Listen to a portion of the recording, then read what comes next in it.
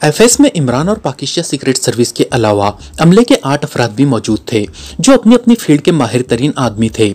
आबदोस का कैप्टन नासिर अली था जो पाकिस्तान नेवी में सबसे माहिर इंजीनियर, तजुर्बेकार और माहिर तरीन आदमी था।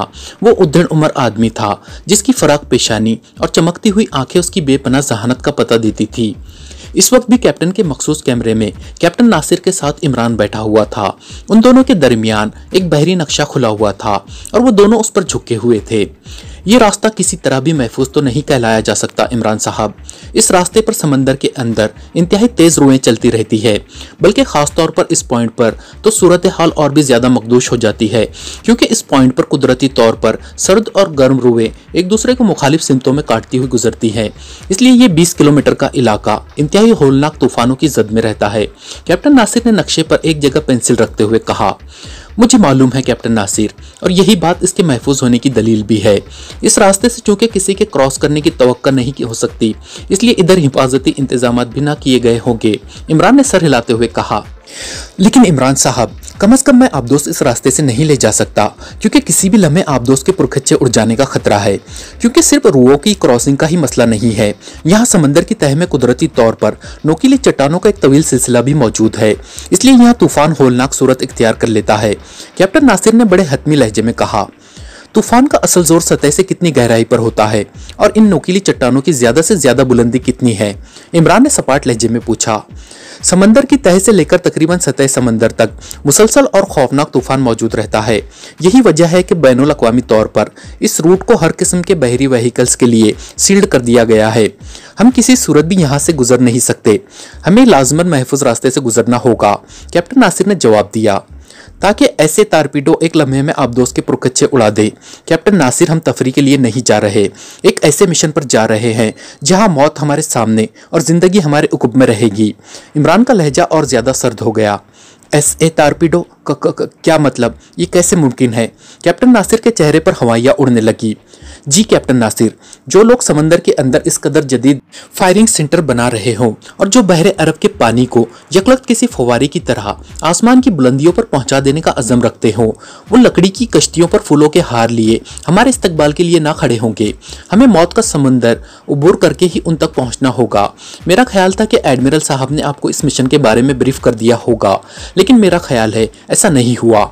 इमरान ने मुंह बनाते हुए कहा, मुझे तो सिर्फ इतना बताया गया है कि पाकिस्तान सीक्रेट सर्विस एक इंतहाई अहम मिशन पर डाकिर जजीरे तक जा रही है और मुझे सीक्रेट सर्विस के चीफ एक्सटो के नुमाइंदे खुसूसी अली इमरान की तमाम हिदायत और अहकामात पर मुकम्मल अमल दरामद करना है। कैप्टन नासिर ने जवाब दिया। उसकी आंखों में अभी तक सुपर एटॉमिक तारपेडो की दहशत नुमाया थी, क्योंकि यह तारपेडो वाकई इस कदर जदीद आबदोस के एक लम्हे में मुकम्मल तौर पर पुरकच्छे उड़ा सकता था, और इसमें कोबरा मिसाइल की तरह की खुसूसियात भी थी कि एक बार फायर कर दिया जाए तो यह अपने शिकार को समंदर के अंदर हर सूरत में तलाश कर लेता था। इसलिए ऐसे तारपेडो से बच निकलना एक लिहाज से नामुमकिन समझा जाता था। बहरहाल, मैंने आपको पोजीशन बता दी है, अब भी वक्त है। अगर आप या आपके अमले का कोई आदमी या सारे अगर वापस जाना चाहें तो मेरी तरफ से इजाज़त है, क्योंकि हम जिस मिशन पर जा रहे हैं वो मौत का मिशन है। हम दुनिया के अरबों मुसलमानों को मौत और कम से कम 6-7 अजीम मुस्लिम ममालिक को मुकम्मल तबाही से बचाने के लिए अपनी जानों का नजराना लेकर जा रहे हैं। हमारे जिंदा वापसी का इम्कान सिर्फ चंद फीसद हो सकता है। इमरान ने पुरअज़्म लहजे में कहा, अरबों मुसलमानों की मौत और 6-7 ममालिक की तबाही क्या मतलब? ये कैसे मुमकिन है? कैप्टन नासिर का चेहरा हल्दी से भी ज्यादा जर्द पड़ गया था। यहूदियों के लिए सब कुछ मुमकिन है, उनकी तो जिंदगी का मकसद ही मुसलमानों का खात्मा है।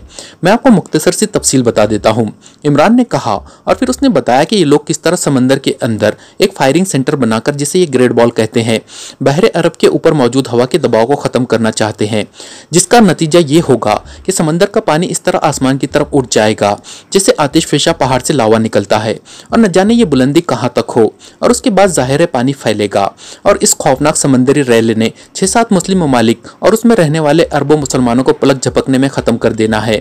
और हमारे पास ये इत्तलात मौजूद है कि ये ग्रेट बॉल डाकर जजीरे के करीब समंदर की तह में मौजूद है और मुकम्मल होने वाला है, इमरान ने कहा। और कैप्टन नासिर की आंखें हैरत और खौफ से फटकर कानों तक फैलती चली गई। उसके जिस्म ने मुसलसल झुरझुरियां लेनी शुरू कर दी। ओह, इस कदर खौफनाक मंसूबा, ओह, इस कदर खौफनाक तबाही। ओह, इसका तो कोई तसव्वुर तक नहीं कर सकता। इमरान साहब, आप लोग तो अजीम हैं जो यहूदियों के इस खौफनाक मिशन को ख़त्म करने के लिए जा रहे हैं। आप तो पूजे जाने के काबिल है। मुझे अब यकीन हो गया है कि ये वाकई डेथ मिशन है, लेकिन ये वो डेथ नहीं है जो आरामदा बिस्तर पर एड़ियाँ रगड़ रगड़ कर आती है। ये तो इंसान को हमेशा के लिए जिंदा कर देने वाली मौत है। मैं आपके साथ जाऊँगा और इस मुकद्दस मिशन में सिर्फ शिरकत ही मेरे लिए सबसे बड़ा एजाज़ है। ठीक है जनाब अली इमरान, मैं आपके साथ चलूँगा और मेरे साथी भी। वो मेरे अमले के लोग हैं और मैं उन्हें गुज़िश्ता 8 सालों से जानता हूँ। मुझे मुकम्मल यकीन है कि जब मैं उन्हें इस मिशन के बारे में बताऊँगा तो उनके जज्बात किसी तरह भी मुझसे कम ना होंगे। कैप्टन नासिर इंतहाई जज्बाती लहजे में बोल रहा था, और ना सिर्फ उसका लहजा इंतहाई जज्बाती था बल्कि वो इमरान को ऐसी नज़रों से भी देख रहा था जैसे कोई इंतहाई अकीदतमंद मुरीद अपने पीर को देखता है। और इमरान उसकी इस कैफियत पर बेख्तियार हंस पड़ा। तो फिर अब बताइए कि इस रास्ते के मुतालिक आपका क्या ख्याल है? इमरान ने मुस्कुराते हुए कहा, जैसा आप हुक्म करें। अब बहरहाल मुझे कोई एतराज़ नहीं है। अब मसला मौत का नहीं है, मिशन की तकमील का है। वैसे आप कहें तो एक और रास्ता मैं आपको बता देता हूँ। उससे चक्कर तो लंबा हो जाएगा, लेकिन यह इंतहाई महफूज रास्ता है, और ये रास्ता सिर्फ मैं अपने तजुर्बे की वजह से बता रहा हूँ। और ये भी बता दूँ कि इस रास्ते का इल्म सिवाय चंद अफराद के और किसी को नहीं है। मैं आज से 4 साल कबल एक खुसूसी मिशन पर इस तरफ गया था, लेकिन फिर हमें वहाँ घेर लिया गया और बच निकलने के लिए हम हाथ पैर मारते हुए इस नामालूम रास्ते की तरफ निकल गए। और इस तरह मुझे मालूम हुआ कि रास्ता इंतहाई महफूज भी है और इस रास्ते का इल्म भी किसी को नहीं। कैप्टन नासिर ने कहा, कौन सा रास्ता है, जरा मुझे समझाइए। इमरान ने नक्शे पर झुकते हुए कहा, देखिए, हमने डाकर पहुंचना है और ये डाकर खते इस्तेवा से जुनूब की तरफ है, और अब हम डाकर जाने के लिए सालदीप की जुनूबी साइड से निकलकर जाना चाहते हैं। लेकिन अगर हम सालदीप के शुमाली सिमत में चले जाए, ग्रेट बॉल का मिशन जारी रहेगा। लेकिन उससे पहले दोस्तों, अगर आप हमारे चैनल पर नए हैं या अब तक आपने हमारे चैनल को सब्सक्राइब नहीं किया तो चैनल को सब्सक्राइब ज़रूर कर लें और इस वीडियो को लाइक करें। शुक्रिया। और कावा जजीरों से पहले मोड़ काटकर बहरे हिंद में दाखिल होते हुए खत जिद्दी की तरफ सीधे बढ़ते जाएं तो रास्ते में एक वीरान लेकिन काफ़ी बड़ा जजीरा आ जाएगा। इसे कोकोस कहते हैं। और कोकोस से जब हम वापस जुनूब की तरफ तिरछे अंदाज में ऊपर दोबारा खत इस्तेवा की तरफ जाएंगे तो हम सीधे डाकर पहुंच जाएंगे। इस तरह हम हर किस्म के तूफानों, बहरी रूहों के मिलाप और नोकीले चट्टानों से भी बच जाएंगे। और ये रास्ता चूंकि बैनुल अक़वामी तौर पर तस्लीम शुदा रास्ता नहीं है, इसलिए इस रास्ते पर कोई नहीं चलता और ना ही इस रास्ते पर बहरी बारूदी सुरंगों का खतरा है। बस 2 बातें अलबत्ता होंगी कि एक तो ये कि हमारा फासला तकरीबन 2 गुना हो जाएगा, और दूसरी अहम बात यह है कि कावा से घूमकर कोकोस की तरफ जाते हुए हमें बेपनाह मोहतात रहना पड़ेगा, क्योंकि इस रास्ते पर समंदर के अंदर जीको घास के बड़े बड़े किताब मौजूद हैं। कैप्टन नासिर ने कहा, जीको घास? ओ, वो तो इंतहाई खतरनाक हो सकती है। इसमें तो कुदरती मकनातीसी कशिश होती है। वो तो आबदोस को खींच लेगी और फिर आबदोस को ना ऊपर लाया जा सकेगा और ना आगे बढ़ाया जा सकेगा। इमरान ने चौंकते हुए कहा, मुझे मालूम है और इसलिए इस रास्ते को बैनुल अक़वामी तौर पर तस्लीम नहीं किया गया, लेकिन मैं इस रास्ते से चूंकि गुजर चुका हूँ, इसलिए मुझे इसकी मकनातीसी कशिश की रेंज का पूरी तरह इल्म है। मैं आबदोस को हर सूरत में इस रेंज से ऊपर रखूंगा। इस तरह हमें कोई परेशानी ना होगी। ये मेरी जिम्मेदारी पर छोड़ दें। कैप्टन नासिर ने बाएतमाद लहजे में बात करते हुए कहा, ओके, ठीक है, मुझे ये रास्ता पसंद आया है। इस तरह वाकई हम ऐन उनके सरों पर पहुंच जाएंगे, और चूंकि डाकर जजीरे के गिर्द शार्क मछलियों की बहुतात है, इसलिए वो हमारी आबदोस को शार्क मछली ही समझते रहेंगे। वैसे मैंने आबदोस में अपना ईजाद करदा ऐसा एंटी रेस सर्किट भी नस्ब करा दिया है, जो मुझे यकीन है कि इंतहाई जदीद तरीन चेकिंग और तबाहकुन रेस ऑल पासो रेस को भी हमारी आबदोस पर असरअंदाज ना होने देगा। और इस वक्त तक ऑल पासो से ज्यादा जदीद रेस ईजाद नहीं हुई। इमरान ने कहा, ऑल पासो रेस का एंटी? क्या मतलब? मेरा तो ख्याल है कि इसका तो कोई तोड़ अभी तक ईजाद ही नहीं हुआ। कैप्टन नासिर इस तरह इमरान को देखकर बोल रहा था जिससे उसे इमरान की बात पर 1% भी यकीन ना हो। हम पाकिस्तान वालों में यही तो एक सिफत है कि हम कोई ईजाद खुद कर सके या ना, लेकिन कम अज कम तोड़ हर ईजाद का कर लेते हैं। यही वजह है कि शब ब्रेकिंग बिजनेस हमारे यहाँ उरूज पर है। अगर दुनिया वाले ऐसे टेलीफोन ईजाद करते हैं जिनमें सिक्के डाले बगैर कॉल नहीं हो सकती, और एक बार जो सिक्का इसमें पड़ जाए फिर उसे सिवाय कंपनी के मखसूस तरीके कार के निकाला नहीं जा सकता, लेकिन हमने इसका भी तोड़ तलाश कर लिया है और बड़ा ही कामयाब तोड़ है। मेरे एक वाकिफकार की तो रोजी का इन्हिसार ही इसी तोड़ पर है। वो सारा दिन पड़ा ऐंठता रहता है। शाम को नहा धोकर शानदार लिबास पहनकर इतर फिलेल लगाकर जेब में 2 सिक्के डालकर निकलता है और फिर ऐसे मकामात पर मौजूद पब्लिक फोन पर पहुंचता है जहां कॉल्स बेहद ज्यादा होती है। इत्मीनान से वो 2 सिक्के डालकर रिसीवर उठाता है और नंबर डायल करता है और फिर जैसे ही रिसीवर रखता है, नॉट कॉल्ड वाले खाने में से छन छन करते बूथ में अब तक जमा शुदा सारे सिक्के बाहर निकल आते हैं और वो इन सिक्कों से जेबें भरकर इत्मीनान से दूसरे फोन बूथ की तरफ बढ़ जाता है और इस तरह एक फेरे के बाद उसके कोट की अंदर बाहर की सारी जेबें सिक्कों से पुर होती है। ये सारे सिक्के वो एक परचून की दुकान पर जाकर नोटों में तब्दील कराता है, फिर ठाठ से किसी आला होटल में खाना खाता है, इंतहाई कीमती ब्रांड के सिगरेट पीता है और इंग्लिश धुन में सीटी बजाता हुआ वापस घर आ जाता है। इमरान की जुबान पूरी रफ्तार से चल पड़ी। ये कैसे मुमकिन है इमरान साहब? इस खाने में से तो सिर्फ वो सिक्के बाहर निकलते हैं जिनके डालने के बाद किसी वजह से कॉल ना हो सके। बाकी सिक्के कैसे निकल सकते हैं? ऐसा होना तो नामुमकिन है। कैप्टन नासिर ने यकीन ना आने वाले लहजे में कहा, मैं तुम्हें ये गुर भी बता देता, लेकिन तुम आला अफसर हो, भारी तनख्वाह वसूल करते हो, इसलिए तुम्हें इसकी जरूरत नहीं है। हाँ, अगर कभी मुफलिसी से वास्ता पड़ जाए तो मेरी तरफ से दावत आम है, तुम्हें बगैर किसी फीस के ये राज बता दूंगा। इमरान ने मुस्कुराते हुए कहा, ठीक है इमरान साहब, आपकी दावत कबूल, मैं जरूर आऊंगा। कैप्टन नासिर ने हंसते हुए कहा और इमरान मुस्कुराता हुआ उठ खड़ा हुआ।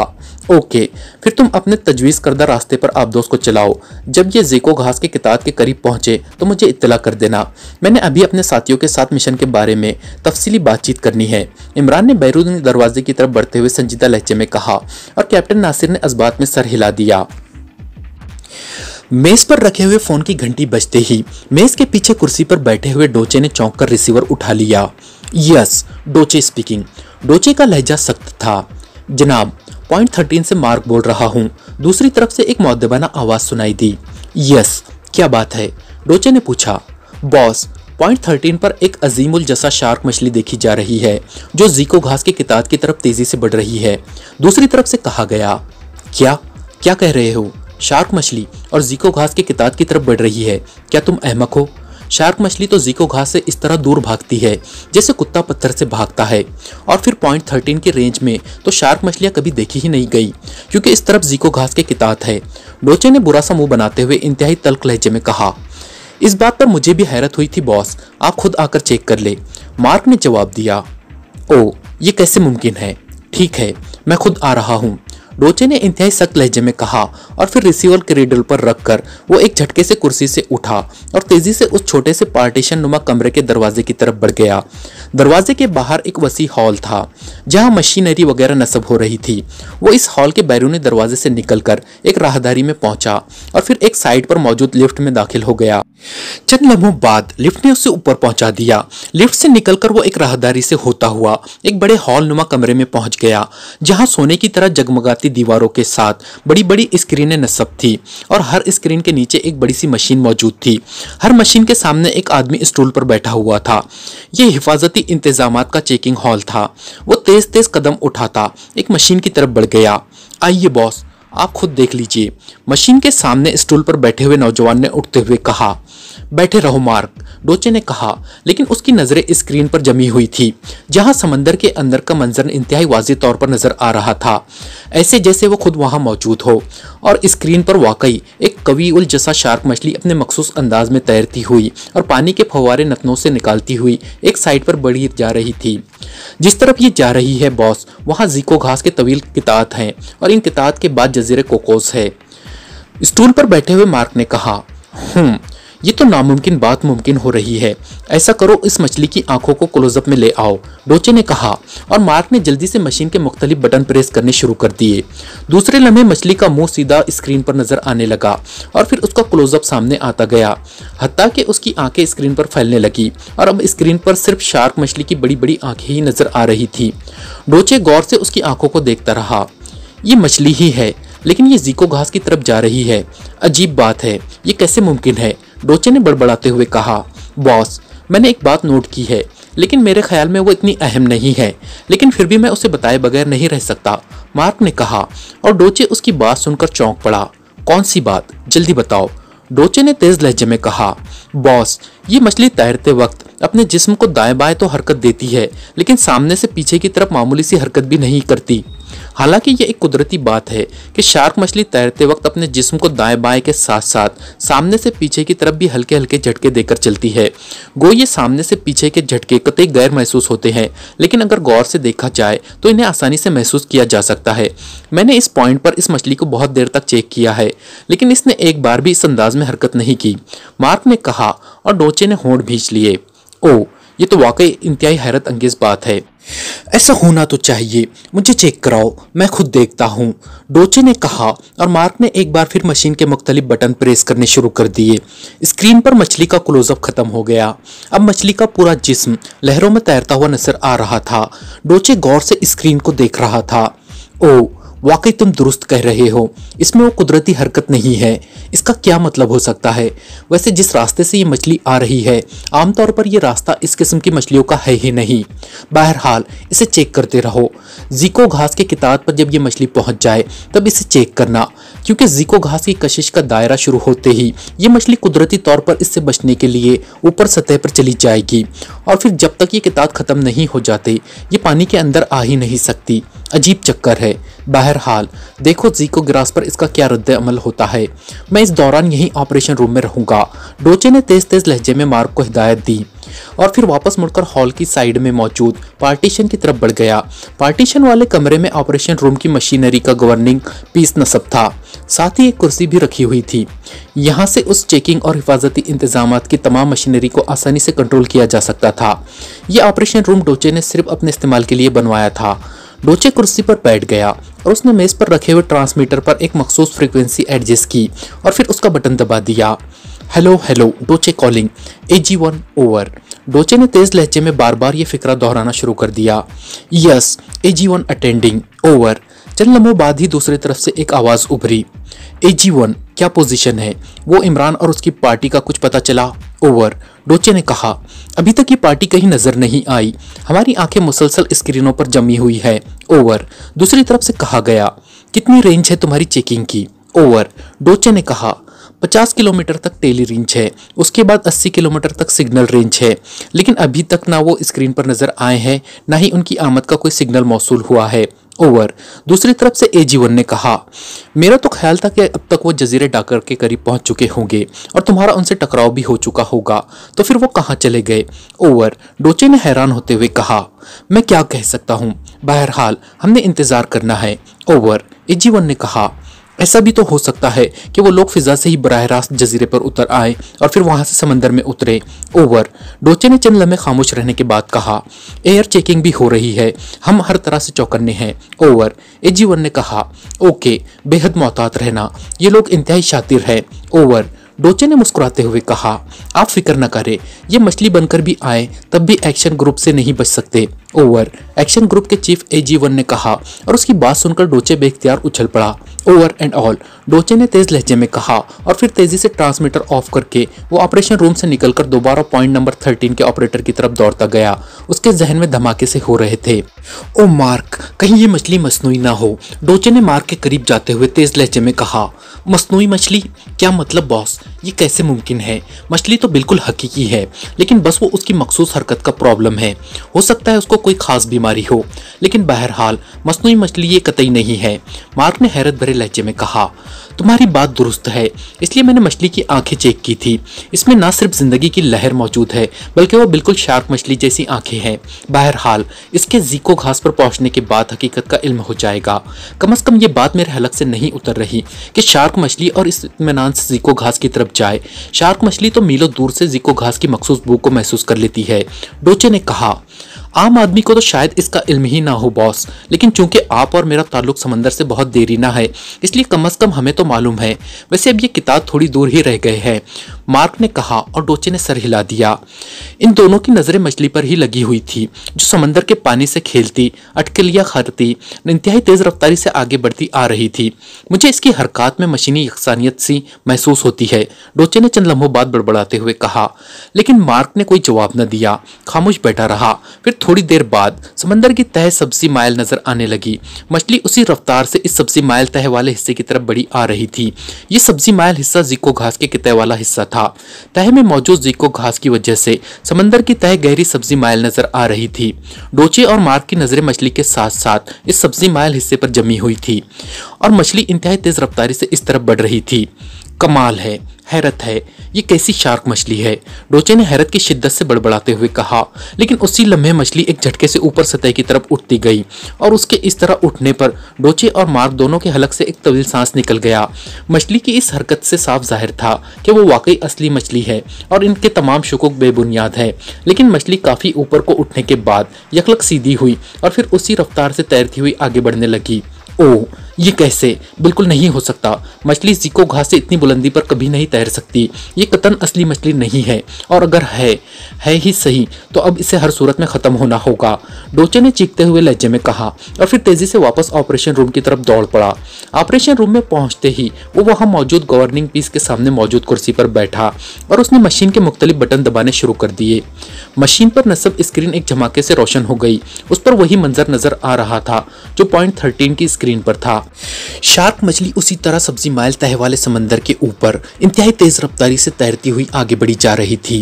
वो चंद लम्हे गौर से एक बार फिर उस मछली को देखता रहा और फिर एक ख्याल के तहत उसके होंठ भींच गए।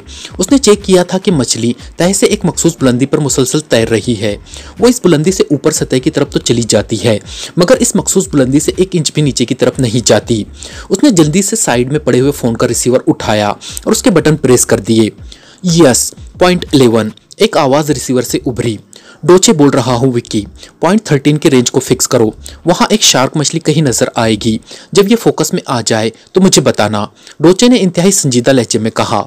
यस बॉस, विक्की ने जवाब दिया और फिर चंद लम्हों तक खामोशी तारी रही। पॉइंट 11 का इंचार्ज विक्की था और पॉइंट 11 ग्रेट बॉल का एक लिहाज से हिफाजती अटैकिंग पॉइंट था। ग्रेट बॉल को हमला आवर से बचाने के लिए इंतहाई जदीद तरीन रॉकेटों, मिसाइलों और रेस टारपीडो नस्ब किए गए थे और ये ऐसी जगह फिट थे कि इन्हें चारों तरफ से फायर किया जा सकता था और इनकी रेंज 400 किलोमीटर तक थी।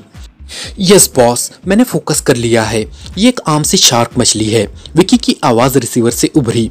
तुम ये सब्जी माइल तह देख रहे हो समंदर की, ये किस कदर गहरी सब्जी माइल है, डोचे ने कहा।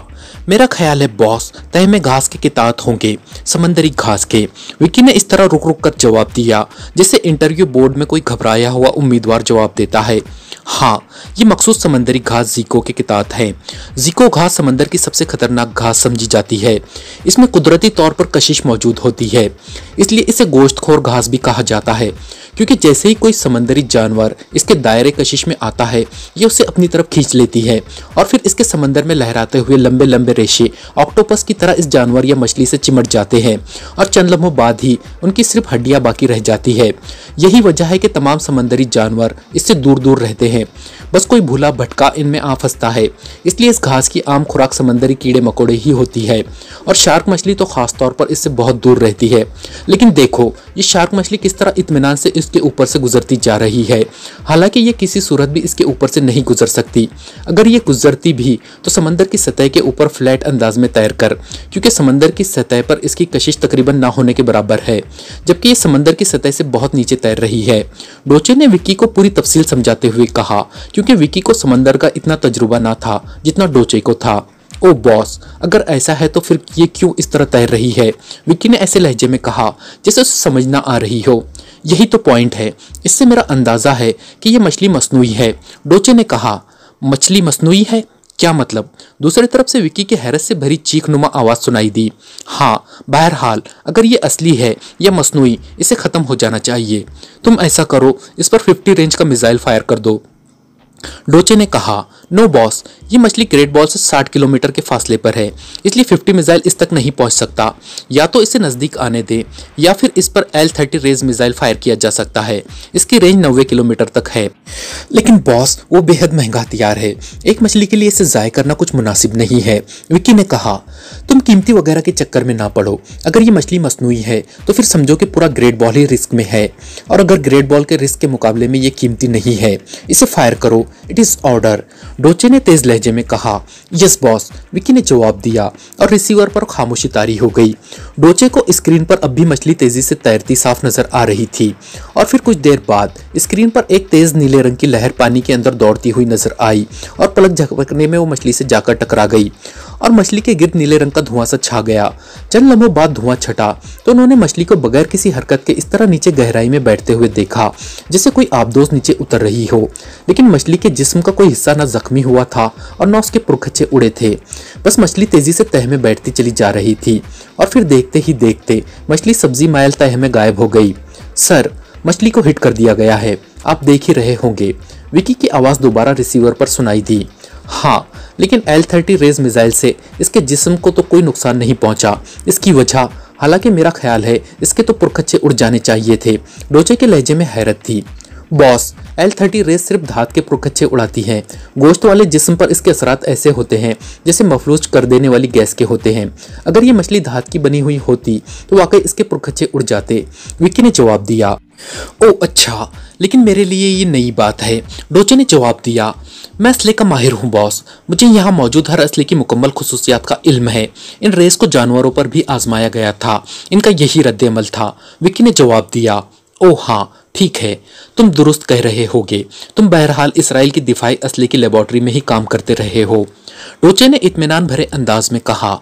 यस बॉस, मेरी तमाम सर्विस वहीं की है। मेरा काम असले को मुख्तलिफ टेस्टों से गुजारना होता था, विक्की ने जवाब दिया। ओके, इसका मतलब है ये मछली वाकई गोश्त की बनी हुई थी, इसलिए इसके आसाब मफलूज हो गए। बहरहाल ठीक है, घास में पहुंचकर ये अब तक गायब भी हो चुकी होगी। गुड बाय, डोचे ने कहा और फिर रिसीवर रखकर वो कुर्सी से उठा और ऑपरेशन रूम से बाहर निकल आया। मार्क, मैं मेन सेक्शन में जा रहा हूँ, अगर कोई प्रॉब्लम हो तो मुझे वहीं कॉल कर लेना। डोचे ने मेन गेट की तरफ मुड़ते हुए पॉइंट 13 के सामने बैठे हुए मार्क से कहा। यस बॉस, मार्क ने जवाब दिया और डोचे इत्मीनान भरे अंदाज में बैरूनी दरवाजे की तरफ बढ़ता गया।